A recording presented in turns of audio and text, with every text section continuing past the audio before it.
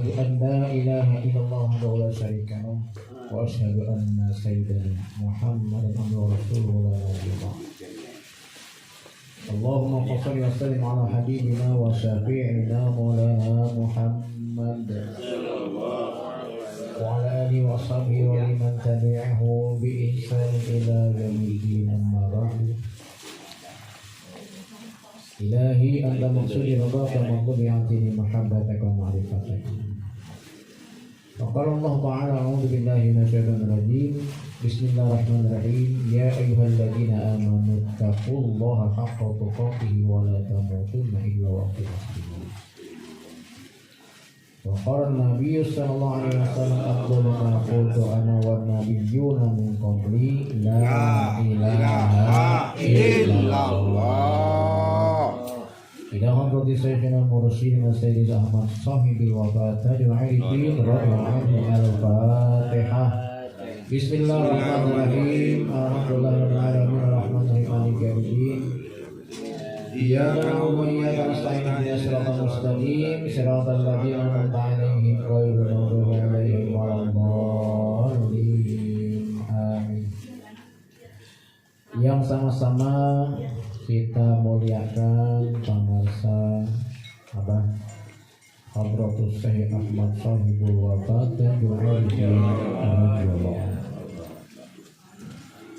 yang sama-sama kita hormati Sahibul Bait, pemangku manaqib kesana Kang Abdul Soleh, sekeluarga besarnya,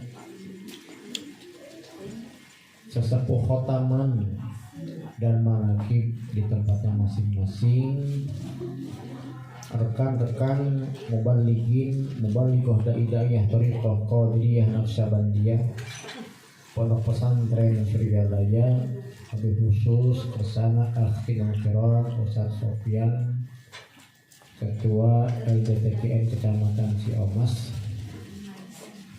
ikhwan dan akhwat thariqah qadiriyah naqsyabandiyah, pondok pesantren Suryalaya rahimakumullah.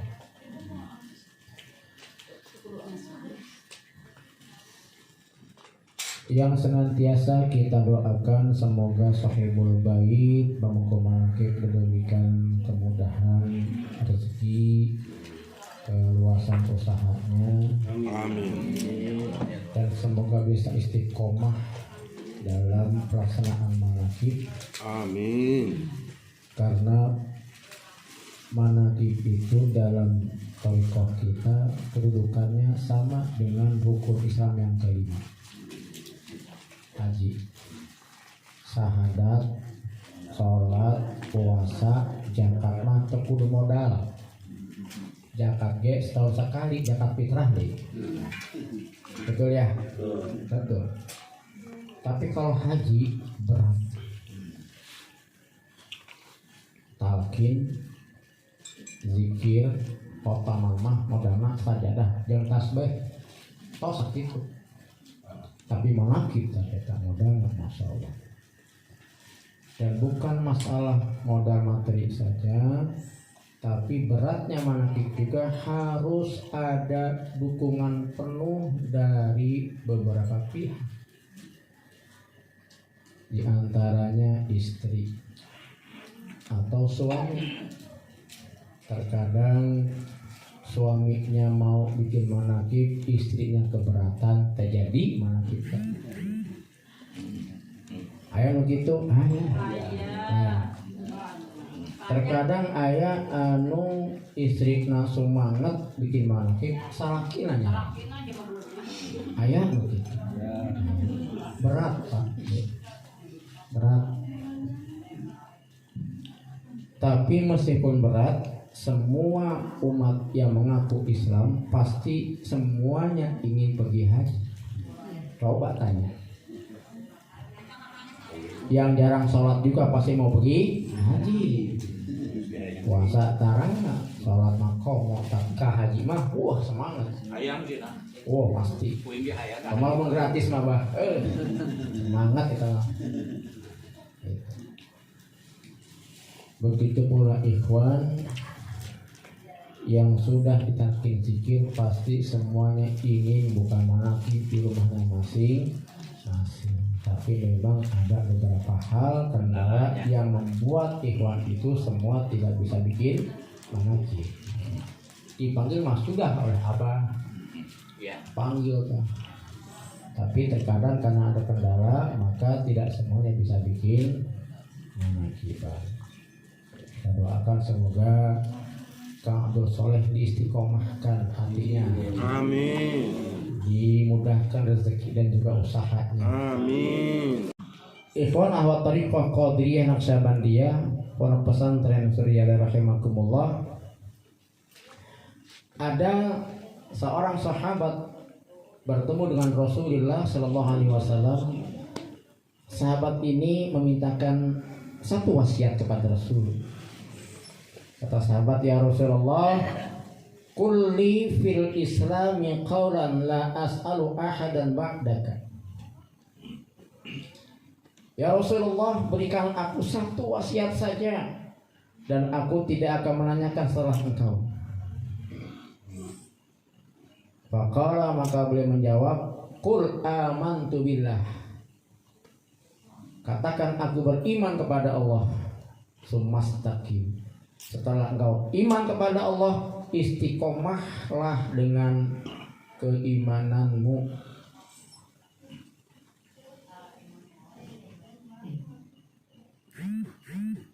Iman itu paling tidak sesuatu yang pasti ada dalam diri kita, atau tidak akan dikatakan kita tidak akan sholat kalau tidak punya iman.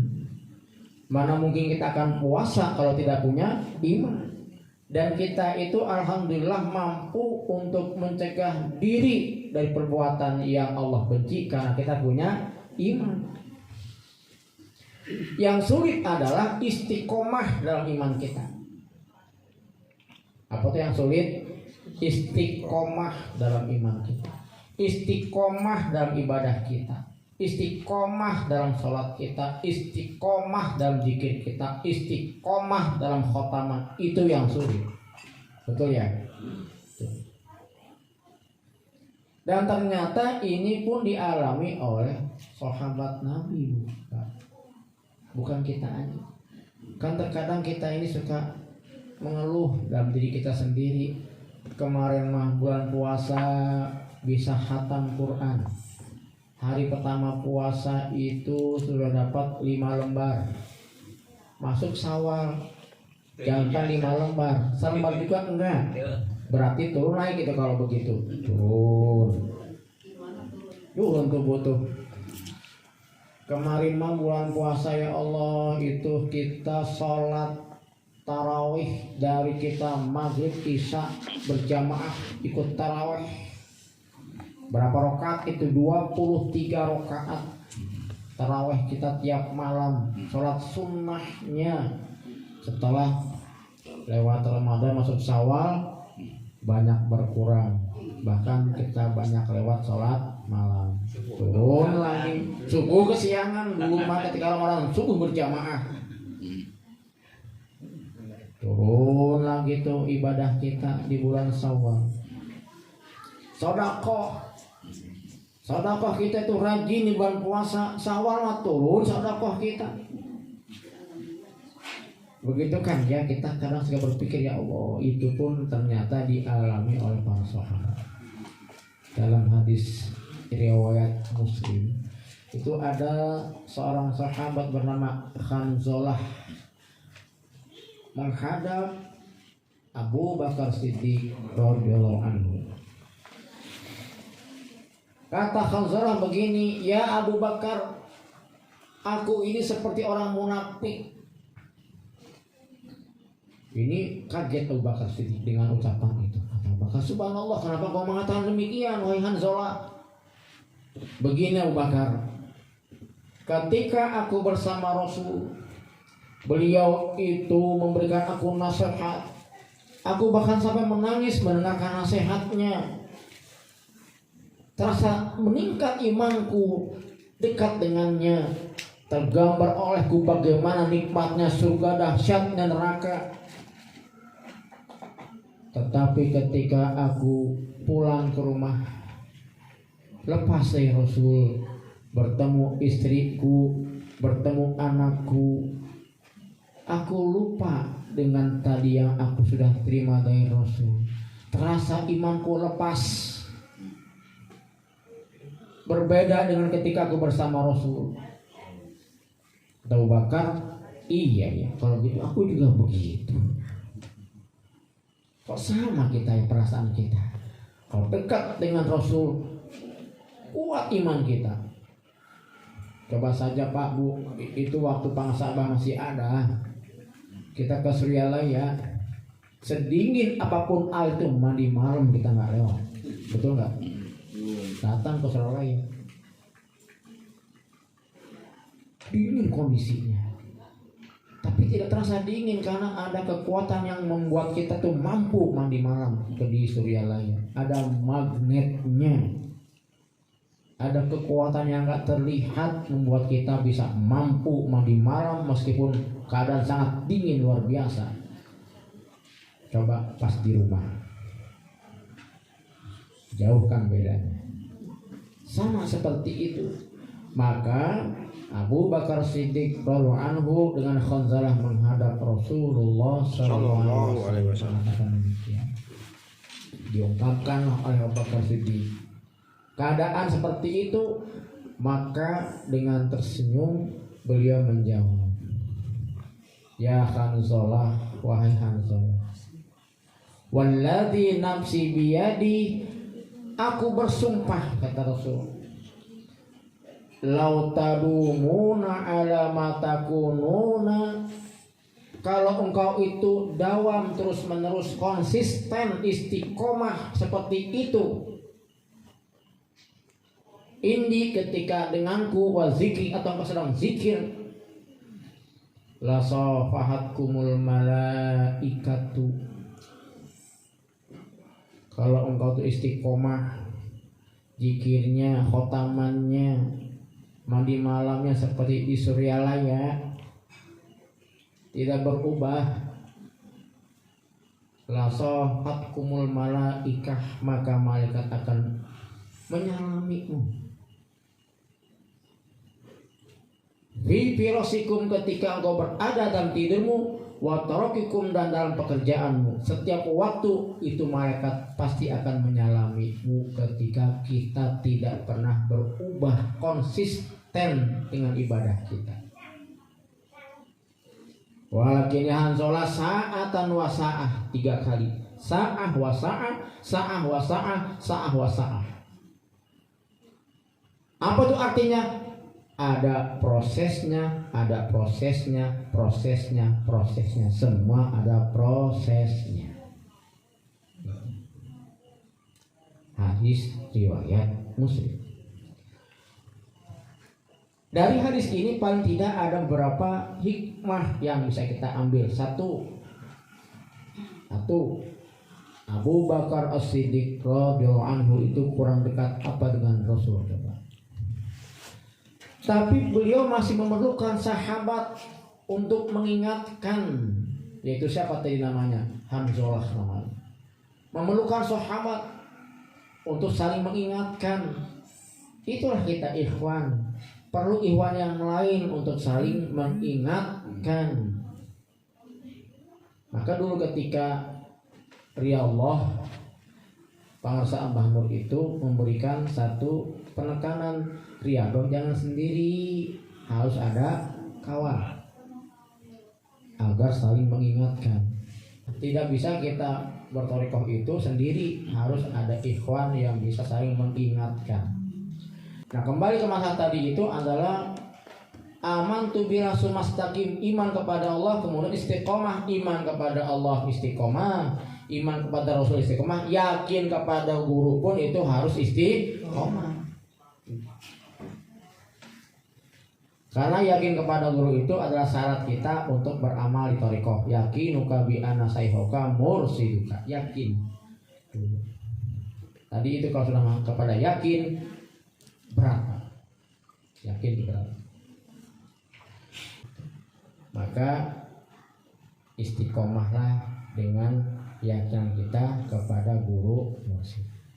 Yang pertama, paling tidak adalah kita butuh teman dalam amaliyah kita, butuh teman, butuh ikhwan yang lain.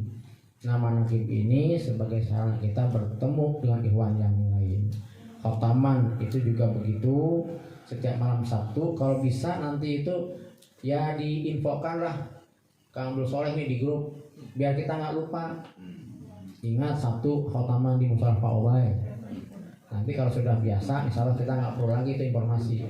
Gitu. Sementara diinfokan dulu, ingat malam Sabtu mana apa khotaman. Itu biar kita ingat hadir. Pokoknya malam minggu aja. Malam minggu aja sih, katakan hadir. Nah itu yang pertama. Yang kedua dari hadis tadi adalah hikmah dari hadis itu bahwasannya perlu proses untuk mencapai apa yang disebut dengan istiqomah. Perlu proses. Nah proses itu di dalam kitab Al-Qusairiyah ada tiga tahapan untuk sampai kepada istiqomah. Yang pertama adalah takdibun nufus, proses pendisiplinan diri. Meskipun itu memaksakan diri, penuh keterpaksaan, itu harus sudah mencoba untuk mendisiplinkan diri. Amaliyah kita itu insya Allah penuh kedisiplinan, penuh pendisiplinan. Coba zikir saja tidak semau kita, ada aturannya. Coba kita bandingkan sebelum kita bertorikoh, wirid kita itu semau kita, betul nggak Pak? Kurang ngatur. Kita ngatur. Lagi mau wirid, kalau enggak salah langsung doa. Gitu kan ya dulu itu kita. Tapi setelah kita bertorikoh ya seperti itu Pak, ila hadrati mah ya harus dari itu sampai kepada tawajuh. Kalau lagi sibuk kan itu ya tuntunannya ya 3, tapi 3 juga harus begitu aturannya. Segitu lagi sibuk 3 ya begitu Pak urutannya, ila hadrati, istighfar, salawat, ilahi, zikir 3 kali, kemudian doa, istighfar, salawat lagi, kemudian apa, tawasul dulu ini, tawasul, istighfar, salawat, baru tawajuh, ilahi anta maksud, tawajuh. Begitu aturannya. Tapi kalau sudah ada waktu yang memang leluasa, diganti itu tadi yang kita 3 kali zikir. Berapa banyaknya? Ya kan ada standarnya, 165. Standarnya itu 165. Lebih banyak lebih baik dari jumlah itu. Kan ada aturannya. Jadi kalau kita zikir itu cuma 100 sayyiduna ya sama dengan 3 gitu kan ya. Iya. 3 gitu. Nah, gitu. Kita zikir hanya 100 nih, ya itu sama dengan 3 berarti. Diganti nanti itu ya sejumlah 165. Jangan 65-nya. Kan sudah 100 tadi itu. Hitung-hitungan gitu ya. Pas sudah 100 tadi itu. Nah, biar gampangnya itu kalau sampai 100 atau kurang dari 165 itu sama dengan 3. Itu ya. Khataman pun demikian. Khataman itu ada itu tata caranya, ada aturannya. Sholat sunnah pun kan ada juga tata cara dan aturannya. Dapil bala abi sebelum subuh bacanya al-insyirah dan al-fil. Dapil bala pada isya bacaannya beda lagi kan? Nah, itu. Jadi diatur begitu, tertib Pak di thariqah kita.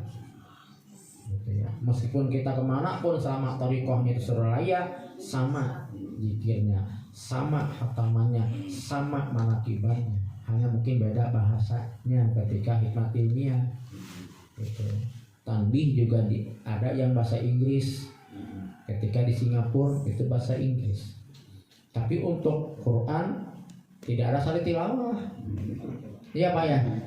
Qurannya tidak ada sari tilawah. Kemudian sholawatnya pun pada bulan tertentu ya Sat ya. Enggak semua bulan. Tadi Qori kan tidak pakai sholawat. gitu ya. Tawasul ya seperti itu, tidak boleh ditambah dengan nama-nama yang lain setelah pengasabah. Gitu. Bukan karena sesepuh atau karena kiai atau ajengan yang membina itu tambah, ya nggak boleh. Gitu. Seperti itulah aturan-aturannya. Gitu. Itu takdibun nufus, proses pendisiplinan diri.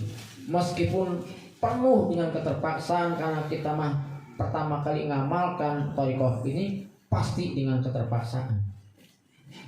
Terpaksa mengatur waktu, kan begitu paling tidak. Terpaksa untuk pembiasaan kita zikir dan khotaman, bahkan manakiban 10:30, bayangkan itu ya, nggak terasa tuh kalau lagi ceramah penting gitu. Yang kedua itu adalah ini pas iqomah itu mendiri, at-taqwim membuat fondasi. Yang pertama itu membuat fondasi, yaitu takdibun nufus. Setelah dibuat fondasi baru dibuat itu dindingnya. Ini fase iqomah namanya. Sudah ada at-taqwim, ada fase iqomah, mendirikan dindingnya, temboknya. Itu fase tahdzibul qulub, yaitu pembersihan kolbu. Artinya adalah dengan kita itu fase kedua dimulai, niatnya itu kita atur, kita perbaiki, kita luruskan di niat kita. Mungkin ketika awal kita talqin zikir, kita zikir khotaman, kita semangat untuk zikir, semangat khotaman, tapi kita lupa niat kita apa. Karena ikhwan itu, maaf, ini banyak kejadian itu ketika dia pertama kali zikir luar biasa semangatnya, tapi tidak masuk ke fase tahdzibun nufus, itu hilang, Pak. Kalau kita ini kan ada niat khidmat kepada guru, kita selalu diingatkan ilahi anta maksudi oleh para mubaligh. Dikuatkan itu terus, khidmat kepada guru. Tujuan zikir apa? Yakin kepada guru. Jadi semangat kita terus. Itu tahdzibul qulub. Setelah itu maka nanti akan ada pembiasaan. Bagaimana setelah kita zikir sekian tahun, setelah sholat itu kita nggak zikir, pasti ada bedanya. Meskipun para ustadz terkadang setelah khotib Jumat, setelah sholat Jumat itu, karena di tempat umum menggunakan wirid yang dipakai di masjid, misalnya kulhu fatihahnya 7 ada gitu, atau 3 kulhu 14 3 doa gak jelas, setelah doa gak jelas ya, setelah itu tetap aja kita zikir ya. Di situ kan sudah nggak akan mungkin ditinggalkan, Pak, zikir itu sulit kita tinggalkan zikir itu. Khotaman pun demikian, setelah kita biasa khotaman nggak bisa kita tinggalkan khotaman. Itu sudah fase iqomah itu, Pak. Sudah fase kita mendirikan amaliyah kita, karena awalnya ada tahdibun nufus prosesnya. Yang kedua adalah fase iqomah atau tahdzibul qulub, pembersihan hati, proses pembiasaan diri, itu di yang kedua. Baru setelah itu fase istiqomah, fase at-taqwim, iqomah, baru istiqomah. Kalau istiqomah itu sebenarnya bonus dari Allah untuk kita. Itu bukan kejaran kita, lain udagan kita. Istiqomah adalah hadiah dari Allah untuk kita. Karena orang yang sudah istiqomah itu biasanya orang yang sudah melalui banyak fase, Pak. Contohnya begini, kenapa kok pengasabah itu malam itu masih bisa mandi tobat sementara dalam keadaan sakit? Kalau kita ini sakit sedikit lewat mandi tobatnya, karena mungkin saat itu Abah sudah menemukan keyakinan di situ. Ketika dalam keadaan sakit mandi tobat malah sembuh, nah, mungkin. Kalau kita sudah kayak begitu, sakit nih, Pak, parah. Kata dokter, jangan mandi ya Pak, gitu ya. Gitu ya, jangan mandi Pak. Berapa hari dokter? 4 hari yang mandi, 4 hari nggak mandi. Tapi kita paksakan mandi, sembuh. Itu ketemu tuh berarti. Tapi sebaliknya kata dokter, Pak jangan mandi ya. Ya dokter, mandi makin sakit, belum ketemu tuh berarti. Kata dokter, kamu si bandel. Saya bilang nggak ada mandi, malah mandi.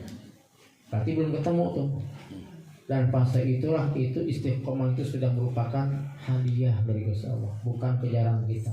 Yang penting kita mah proses untuk memaksakan diri kita, proses pembiasaan diri, selebihnya itu Allah yang memberi kita istiqomah. Maka dikatakan al istiqomah itu khairun min alfi karomah. Istiqomah itu lebih baik daripada 1000. Maka kesimpulannya adalah apa yang dirasakan kita saat ini sama dengan yang dirasakan para sahabat, dan Rasul itu dengan bijak yang mengatakan istiqomah pun itu ada tahapan-tahapannya. Selama kita memang ikut tahapan itu, insya Allah kita akan sampai kepada tahapan istiqomah. Amin. Dengan izin Allah, dengan karomah barakah pengesabah. Ini saja yang dapat saya sampaikan. Mohon maaf atas segala kekurangan dan kehilapan.